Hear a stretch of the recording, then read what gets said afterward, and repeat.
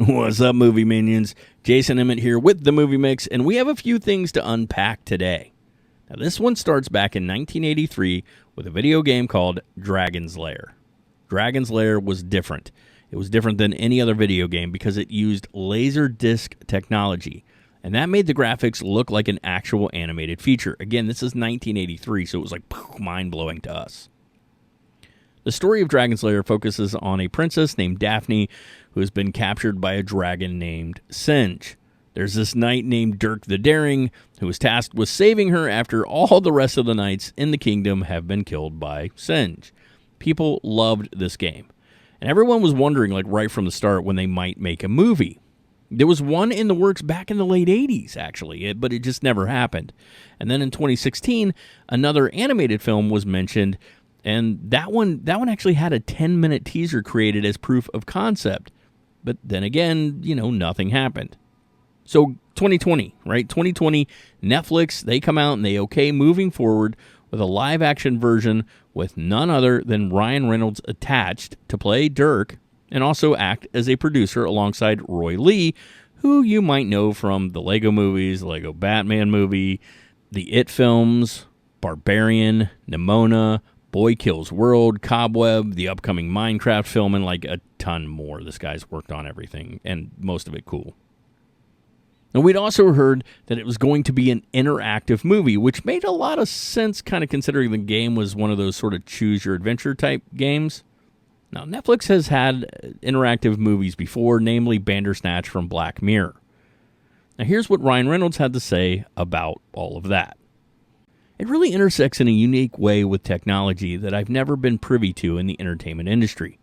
So they're making some kind of pretty innovative stabs at this particular IP in a way that I'm blown away with. And I'm excited that they're as along for the ride as we are. He also called it a living, breathing thing as opposed to just a piece of entertainment you watch. I'm not 100% sure what that means. I guess I'm intrigued, though.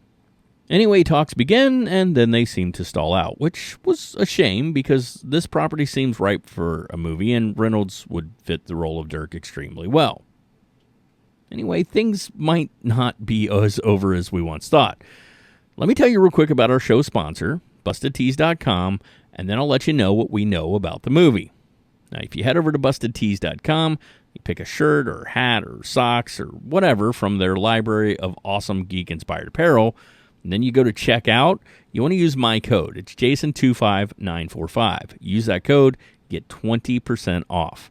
Again, that's Jason25945, and that site is BustedTees.com. So just a few days ago, we get this update on the film from producer Leroy, which is good because I had sort of forgotten about the movie up until that point. So the first thing he told us was that the Choose Your Own Adventure interactive thing, it's probably going to be scrapped in favor of a more traditional style film. Personally, I'm okay with that. I actually tend to kind of worry when movies use like a gimmicky thing. They're fine for a one-off, but they rarely hold up on rewatch. Me personally, I prefer a good story, good acting, decent effects. That's all I need.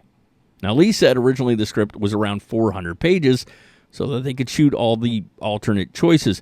And I could see where that might get a little expensive for studios to do.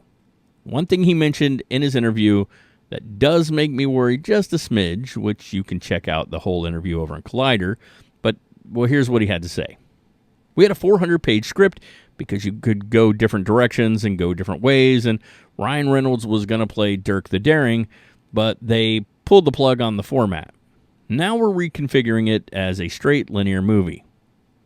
So if you noticed, he sort of mentioned Reynolds in the past tense. That could mean that Reynolds is out of the movie because of all the changes, or it could just mean, he hasn't really talked in depth with him yet and doesn't want to assume he's still, in the movie. I know Reynolds was pretty hyped for this one at one time, so fingers crossed he's still up for playing Dirk.